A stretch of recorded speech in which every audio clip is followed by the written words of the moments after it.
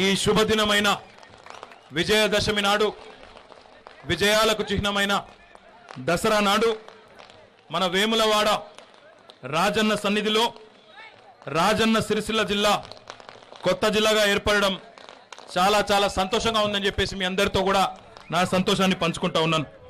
మన జాతి అస్తిత్వాన్ని కాపాడేందుకు నీళ్లు, నిధులు, నియామకాల ప్రాతిపదికన ఉద్యమాన్ని నిర్మించి ఒక దశలో ఆమరణ దీక్షకు సైతం వెనుకాడకుండా మరి బలిపీఠం ఎక్కి ఈరోజు 29వ రాష్ట్రంగా తెలంగాణ రాష్ట్రం అవతరించింది అంటే దానికి అదే రకంగా ఈరోజు మన రాష్ట్రంలో ఒక కొత్త జిల్లాగా రాజన్న సిరిసిల్ల అవతరించిందంటే దానికి కారణభూతులైన మహనీయులు మన రాష్ట్ర ముఖ్యమంత్రి వర్యులు పెద్దలు కల్వకుంట్ల చంద్రశేఖరరావు గారికి ఈ సందర్భంగా సిరిసిల్ల రాజన్న సిరిసిల్ల జిల్లా ప్రజల పక్షాన హృదయపూర్వకంగా మన ప్రియతమ ముఖ్యమంత్రి వర్యులకి నా ధన్యవాదాలు.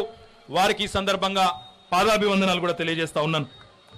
బంగారు తెలంగాణ రూపకల్పనలో భాగంగా ప్రభుత్వం ప్రవేశపెట్టిన పథకాలను ప్రజలకు సమర్థవంతంగా చేరవేయడంలో కానీ ఎలాంటి జాప్యం కానీ అవినీతి కానీ లేకుండా ప్రజల ముంగిట్లోకి పాలన అందించాలనే ఒక మంచి ఉద్దేశంతో ప్రజాభిప్రాయానికి అనుగుణంగా నూతన జిల్లాలకు గతంలోనే గౌరవనీయులు చంద్రశేఖరరావు గారు తెలంగాణ ఉద్యమ నాయకుడిగా ఇచ్చిన మాటకు అనుగుణంగానే ఈ నూతన జిల్లాల ఏర్పాటు ప్రక్రియను ప్రారంభించడం జరిగింది. దేశంలోనూ అదే రకంగా అంతర్జాతీయంగా కూడా మరమగ్గాల ద్వారా వస్త్రోత్పత్తికి పేరెన్నికగలిగిన సిరుల ఖిల్లా ఒకనాటి సిరిశాల, నేటి సిరిసిల్ల, అటు దక్షిణ కాశీగా ఈరోజు పేరెంది చారిత్రక నేపథ్యం కలిగిన వేములవాడ అనగా కార్మిక మరియు ధార్మిక క్షేత్రాలను రెండింటినీ కలిపి రాజన్న సిరిసిల్ల జిల్లాగా ఏర్పాటు చేయడం ఆనందదాయకం అని చెప్పి నేను మీకు విజ్ఞప్తి చేస్తా ఉన్నాను.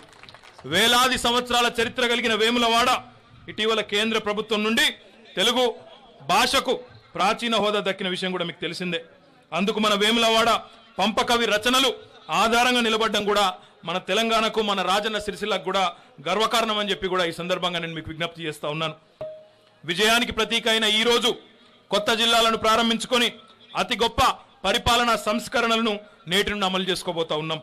చిన్న జిల్లాల వల్లనే అభివృద్ధి వేగంగా జరుగుతుందని, పేదల సంక్షేమ కార్యక్రమాలు కానీ అభివృద్ధి కార్యక్రమాలు కానీ పారదర్శకంగా అవినీతి రహితంగా అమలు చేయవచ్చని మన గౌరవ ముఖ్యమంత్రి గారు బలంగా నమ్ముతున్నారు.